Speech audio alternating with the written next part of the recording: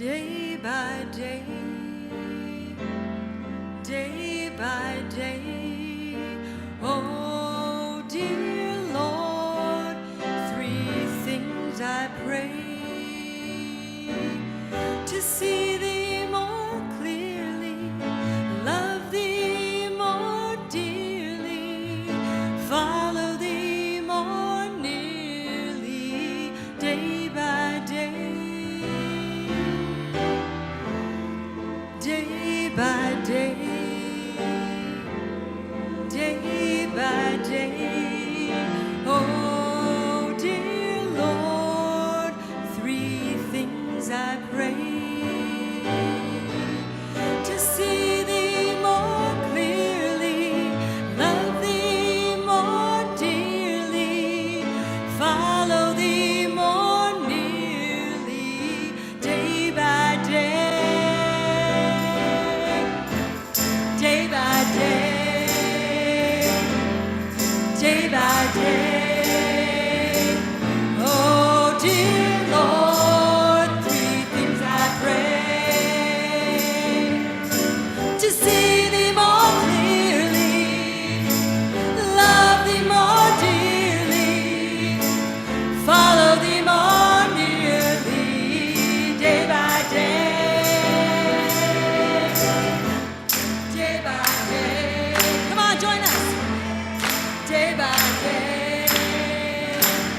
Oh, dear Lord, three things I pray: to see Thee more clearly, love Thee more dearly, see Thee more clearly, love Thee more dearly, see Thee more clearly, love Thee more dearly, follow Thee more nearly, day by day, day by day, by day by day by day.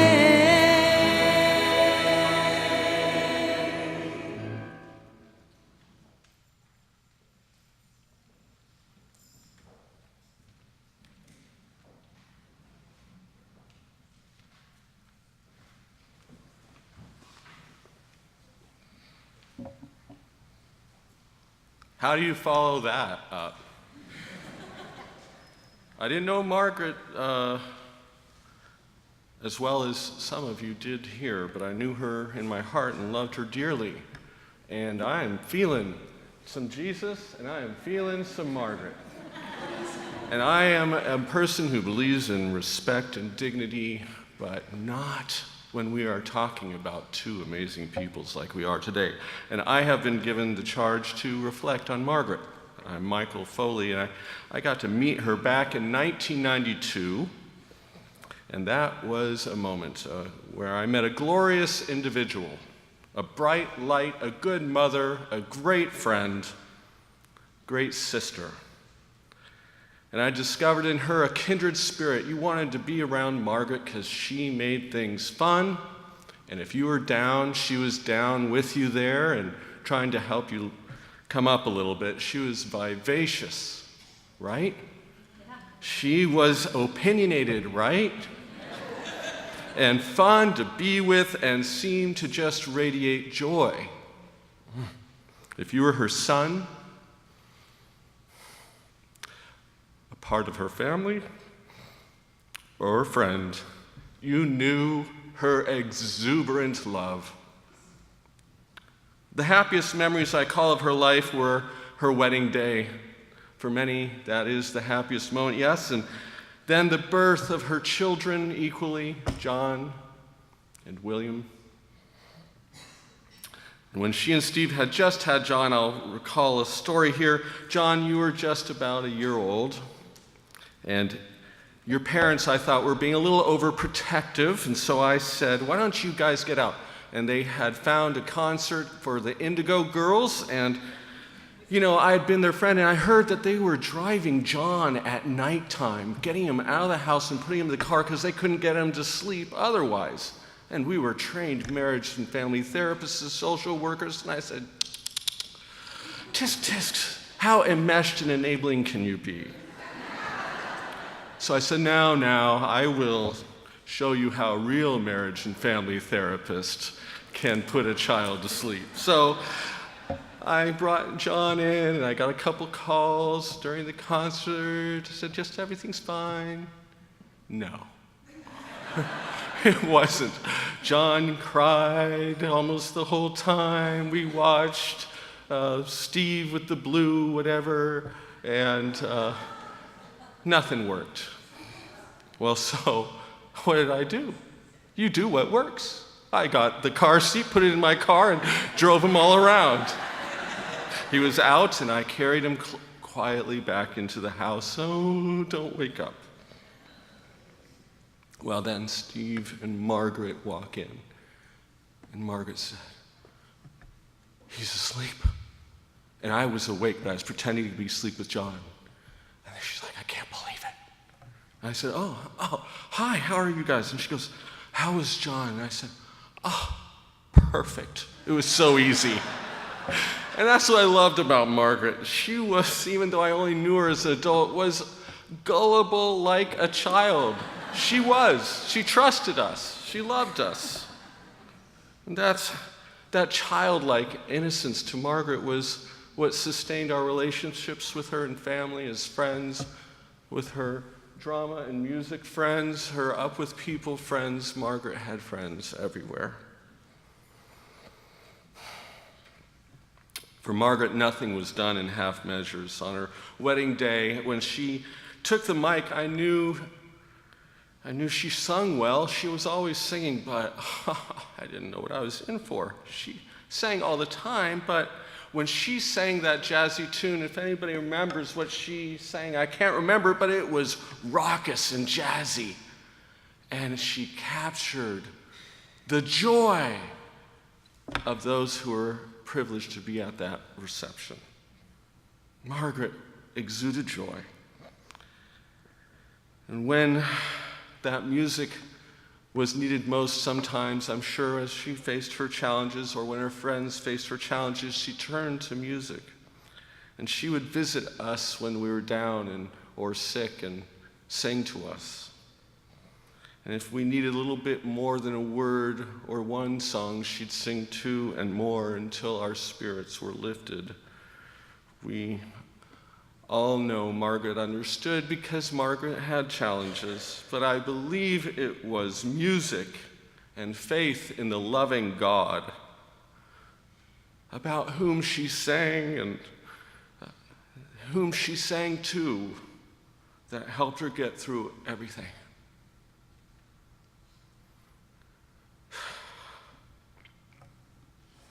John and William, you know better than any of us here your mother's love for both of you. And as you look around today and people come to you with their condolences and share the encouraging word of joy and faith, know your mother's love is with you forever. Not as an idea, it's buried right in your heart. And it's living. It's a testimony of the love that we all shared, that we're here because of Margaret. And it's not a love that is in this room comparable to the love she had for the two of you. And this woman, Margaret, your mother, knew she was loved by God. She lived to sing praise of God. Even up to her last day, Christy said, they were singing that night and prophetically planning this moment. The love of God was at her center, that overcame her challenges and grounded her and grounded us with her. She encouraged us in the way. And she gave us an understanding that we're all connected because we belong to God who calls us to the paradise Jesus proclaimed awaits for us all. We are thankful for her laughter, her songs, and faith that have touched our lives with deep friendship and kinship. And we will remain with her in our hearts until the glorious day when we shall see her again with God face to face.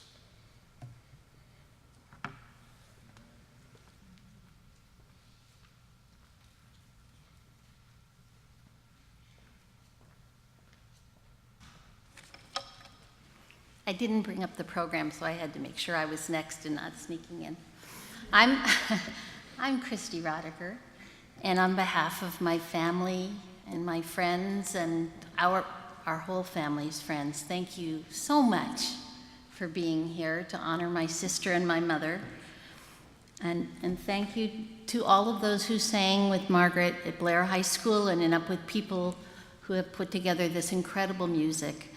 You need to know the service today was actually dictated by my mother to me a week before she died, prefaced with the statement, "I don't intend to die for 10 to 15 years. But I have been thinking about it a bit, and since I've thought about it, I thought I might as well tell you what I want, so that when I die in 15 or 10 years, I won't have to remember to tell you again, you'll already know." And I said, sure, let's do that. So literally, this service was dictated by Mom, and many of the songs I've known since I was in my teen years she wanted. The night before Margaret died, actually the night she did die, we were together in Mom's area, sorting things, organizing, figuring out who to contact to notify. And we started to go through the songs that we knew Mom wanted. And of course, with Margaret, you didn't say the songs, you sang them. So we sang all of the songs and hymns we knew Mom wanted in harmony, the two of us, sitting there, and went through the service as we thought Mom would want it to be. And when we finished, Margaret looked at me and she said, "I want exactly that same service, except I want Godspell." And she told me, started singing what she wanted from Godspell, "Long live God, prepare ye the way of the Lord," harmony, moving into day by day. And we sang it, the two of us together, and she said, "That's it, now you know for me too." And I thought, great, why am I knowing all this information, having no idea that 6 weeks later, I would be here watching it happen. I'm eulogizing Mom, who all of you know in different ways. So I'm going to give you a little background on who she was. Mom was born into a house of faith. Her father was a gloriously capable Episcopal priest who was the rector of Christ Church, Cambridge. Her home was at the church. Her community was at the church. And she and her sister played in the cemetery. That was where their playground was. She knew where everyone was buried and ran all over the cemetery. So she knew very, very early in her life that she was a child of God. She lived a life of faith. She did not fear death, ever. She was a Girl Scout. Her mother was the leader. Her first Girl Scout hike was when she was 3 months old on her mother's back. She was a child of World War II. Her father enlisted as a Navy chaplain. Her mother rationed food and invited those without food to come eat at their table. Mom continued to set extra plates at our table our whole lives. Her father became the rector of St. John's Episcopal Church, Lafayette Square. President Franklin Roosevelt was a frequent parishioner. So Mom grew up in Cambridge, New York, later Washington, D.C. Summers were spent in Maine, where she and her friends were fierce sailing racers, very fierce, and played lots of tennis equally seriously. In Washington, Mom rode her bike all over the city. She remembers biking to the Japanese embassy the day that Pearl Harbor occurred. And watching the people that worked in the assembly, who she knew, they knew her, running in and out of the assembly, throwing all the books and all the files from the assembly onto the huge bonfire in the front entryway. They had had no warning either. And so they were trying to burn everything before it was taken.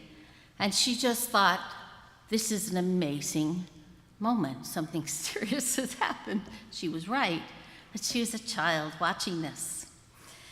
She traveled first to Holland, post-World War II, and later to England as a Girl Scout.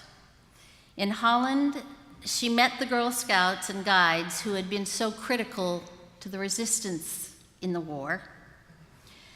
While the Nazis watched the adults, the youth were free to move freely. When a plane went down and an Allied pilot parachuted out, it was the Scouts who rode out with their bikes to find those Allied flyers, to give them food and water, and to hide them in the trees. And then the Scouts would contact the resistance and make the arrangements to get those pilots off the shores and back to where they belonged. Mom spent a lot of time with those youth that led that saving of Allied pilots. She also learned from the Girl Scouts that possession of the Dutch flag in Holland was punishable by death. So the Scouts in Holland met in the woods, and they always brought the Dutch flag to their meetings. And then they wrapped it in butcher paper, so it looked like it was something that you'd picked up from a butcher. And different Scouts got the privilege of taking the Dutch flag home in the butcher paper. But the Scouts got into the habit of thinking it would be very fun to sort of get close to a Nazi soldier or two as they were riding their bikes and just touch them with that butcher paper to say the Dutch flag is still here. And they did. No one got caught, thank goodness. In Holland, Mom fell off her bike one day, and a car pulled up, a window opened, and the Queen of Holland looked out and said, "Are you all right?" Not the chauffeur, not the bodyguard, the Queen said, "Are you all right?" And she said, "Yes, I'm fine." The Queen said, "Can I give you a ride? You need first aid? You need a lift?" Mom said, No, I'm sorry, I fell off my bike. I'll get on my bike. I'm on my way to the scout camp." And she always remembered from that meeting that we're all bound by a common humanity. And she always said, be kind, be kind, be kind to everyone in every circumstance. In England, different summer as a scout, she saw the destruction in London and the children that had been evacuated during the bombings. She became the best scout at building fires in the bomb craters so that the Scouts could cook food to feed the hungry. She also met the future Queen of England, Elizabeth, who came to the scout camp she was in and to thank the Scouts for their service. Mom said she was very shy, and Mom thought, gosh, it's going to be hard to be a queen and be that shy. She's managed, I guess. Mom later raised all of us, telling us that we had to learn table manners in case we were ever invited to eat with the Queen of England, which of course she had. So she had us on that one. In summer camps in Maine, she was a great organizer, as you all know. She found everyone else's costumes and dressed them all for the costume event that evening and realized she didn't have any costume material left for her. So she looked around and unscrewed the toilet seat, and put it around her waist, and wrapped toilet paper around her hands, and she went as a toilet. She had a great time, and people were amazed by her costume. She had a deep and abiding love for the Lord. She had no fear of what could happen to her in life. She raised 5 children and took countless children to the Mission Ranch in San Diego, where she and I led horse rides, swimming parties in the lake, hiking, wonderful campfires. We would put 10 children who'd never been on a horse on horses and ride. And she had the guts to do that. I was in the back, following up. We did it over and over again. Indian guides, this church's choir, youth choir. Many, many people remember those times. In Pasadena, she was asked to head up the Washington Junior High School project to address the at-risk youth and violence at that school. She set up programs every day after school and on weekends, using volunteers from the various boards she sat in Pasadena. She was awarded the National Volunteer of the Year for that project. At 40, she returned to school at Fuller to get her PhD in psychology.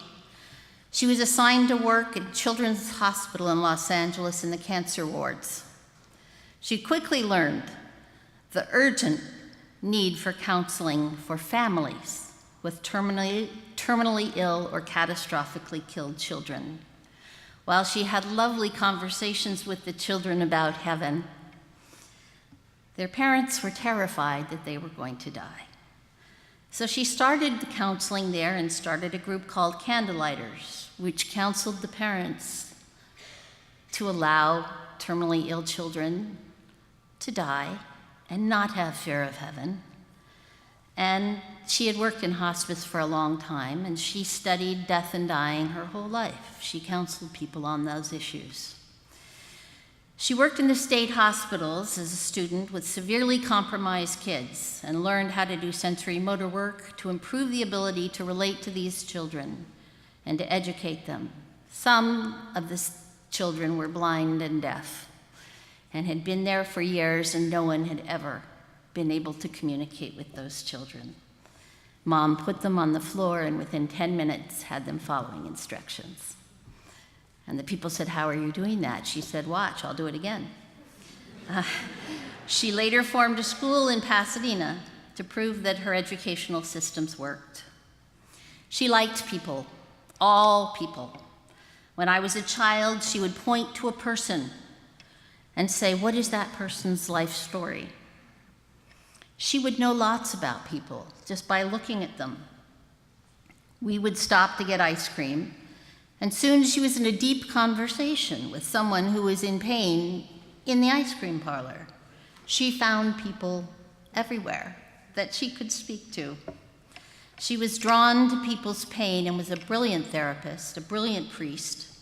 As a teenager, it was a little upsetting when I would try to tell her she did not understand how I was feeling. And she would smile and say, "Yes, I do."